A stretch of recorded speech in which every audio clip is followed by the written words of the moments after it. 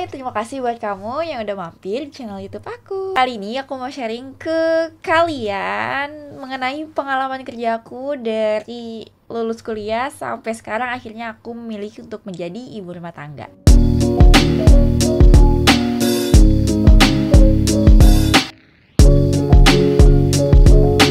Sebelumnya aku mau kenalan dulu. Hai, halo, aku Irma, usia aku 27 tahun dan saat ini aku adalah seorang ibu rumah tangga. Seperti biasa, kesibukan seorang ibu rumah tangga di rumah aja setiap hari 24 jam mengurus anak, mengurus istri, masak, cuci baju, dan lain-lain deh. Pokoknya yang ada di rumah aja aku kerjain sendiri tanpa pembantu, tanpa bantuan pengasuh. Di sisi lain itu, aku juga masih ngerjain sebagai marketing content creator. Jadi aku kayak bikin konten marketing gitu, terus aku bikin perencanaan program marketingnya, kayak gitulah di sebuah salon. Terus juga aku sibuk mikirin konten untuk YouTube channel aku sendiri.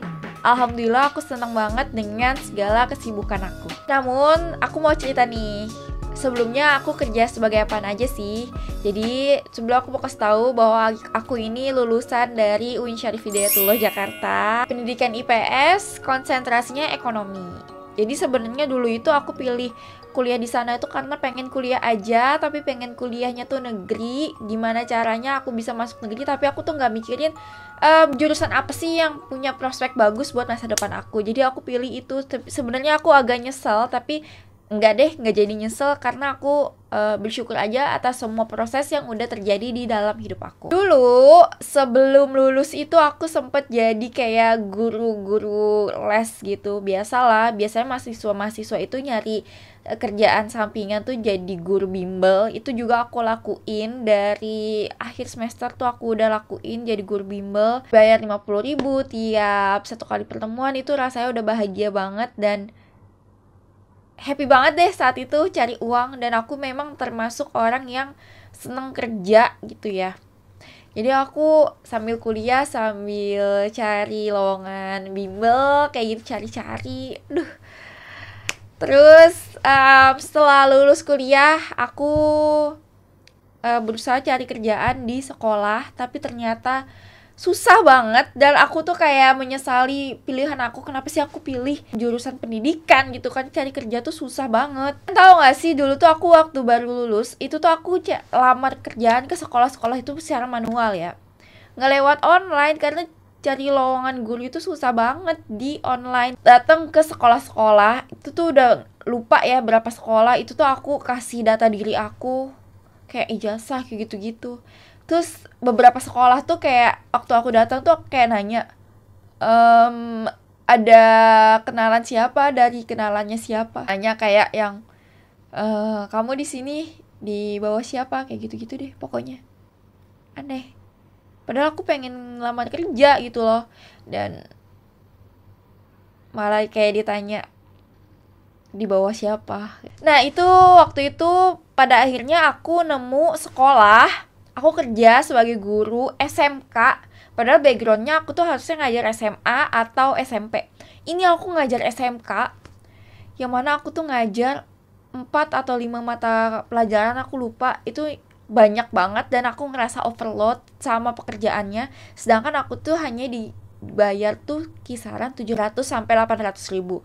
Dan itu memang hitungan untuk gaji guru honorer emang seperti itu kayak gitu. Dan di situ aku sebenarnya kayak yang mulai jalanin tuh lumayan ya, sekitar 1 semester. Tapi aku tuh ngerasa kayak nggak puas kayak gitu loh. Kayak gue tuh bisa loh kerja lebih dari ini, dapat lebih dari ini. Aku nyari sampingan jadi guru-guru bimbel gitu. Aku ngajar sampai malam, jam 9 malam itu aku ngajar. Itu baru aku bisa kumpulin uang. Kayaknya nggak nyampe 3 juta deh. Kayaknya 1,5 sampai 2 juta. Kemudian aku itu ngumpul sama teman-teman kosan aku dulu. Kemudian mereka tuh kan udah pada kerja di kantor ya, dengan gaji kisaran 4,5 sampai 5 juta. Itu kayak minder gitu loh. Kayak gue kerja cuman kayak yang gue kerja cuman digaji ratusan ribu. Kayak beli kopi segelas aja tuh aku ngerasa kayak yang mahal banget gitu. Tapi ya agak galau sih, kayak kembali lagi menyesali kenapa gue ambil jurusan pendidikan gitu kan. Tapi akhirnya aku keluar dari dunia pendidikan, keluar dari sekolah, keluar dari guru bimbel, dan akhirnya aku kerja di sebuah brand kosmetik yang waktu itu masih startup. Kalian pasti tahu deh brand kosmetik ini brand kosmetik apa. Jadi ini tuh brand kosmetik milik seorang artis. Nah, aku di sana sebagai marketing komunikasi. Jadi aku waktu baru masuk itu aku nggak ngerti apa-apa, tapi akhirnya aku bisa ngikutin alurnya, ngikutin cara kerjanya, dan aku bisa bekerja kreatif di sana. Nah, itu tuh perusahaan masih sangat startup ya, nggak sebesar sekarang gitu loh. Sumpah aku bangga banget sama diri aku. Ternyata aku bisa keluar dari zona dunia pendidikan tadi, dan aku bisa melampaui batas. Ternyata aku bisa loh kerja lebih dari itu gitu. Terus juga dulu aku juga sempet kayak live streaming di Lazada, di Shopee. Ampun, kangen banget masa-masa itu. Kalau sekarang kan udah lebih baik ya, tapi dulu aku sempat ngerasain kayak jadi model make upnya, kemudian jadi host di live streamingnya gitu. Dan aku merasa banyak banget belajar dari sana. So, aku mau ngucapin terima kasih banget untuk Madam Ji atas segala pengalaman yang udah diberikan kesempatannya untuk aku. Selain aku kerja dan dibayar untuk mengembangkan brand tersebut, aku juga di sana belajar dan mengupgrade diri aku. Ketika aku keluar dari sana, aku tuh ngerasa lebih percaya diri, lebih memiliki kemampuan kayak gitu. Jadi perasaan aku tuh beda ketika aku waktu masih jadi guru honor. Mungkin kembali lagi, mungkin menjadi guru itu udah bukan lagi passion aku, dan bukan lagi cita-cita aku, dan bukan lagi keinginan aku kayak gitu. Jadi alhamdulillah banget karena segala proses yang udah Allah kasih ke aku mengantarkan aku sampai di titik ini. Ketika itu akhirnya aku resign kerja dari kantor itu. Dan waktu itu aku lagi hamil muda, lagi mual-mual dan muntah-muntah. Kemudian COVID mewabah, jadi aku tidak apply lagi ke pekerjaan lagi. Jadi aku vakum dulu, hiatus dulu dari dunia pekerjaan. Karena COVID ini lumayan lama ya, dan banyak orang tuh di PHK karena COVID. Jadi aku nggak mikir dulu untuk cari pekerjaan saat itu, karena aku juga lagi hamil. Siapa juga orang mau memperkerjakan di tengah pandemi orang hamil gitu. Jadi aku ngerasa ya udah sabar dulu, tahan dulu untuk gak lamar kerjaan lagi. Di tengah kegamangan itu, di tengah kegalauan itu, aku bangun YouTube channel ini. Walaupun saat itu belum dapat uang ya dari YouTube channel ini, belum dapat apa-apa dari YouTube channel ini, tapi aku tetap ngerjain dengan harapan suatu saat bahwa YouTube channel ini bisa menjadi sebuah karir buat aku gitu. Sampai aku akhirnya melahirkan, dan ternyata aku gak bisa ninggalin anak aku gitu, gak bisa. Kayak aku tuh dari dia lahir itu aku selalu urus dia gitu, selalu pegang dia, ngelonin dia tidur kayak gitu. Jadi aku gak bisa ngebayangin kalau aku harus ninggalin dia kerja, apalagi dititip sama pengasuh. Apalagi sekarang itu pengasuh banyak yang jahat ya, kayak anak tuh dipukul lah, diapalah.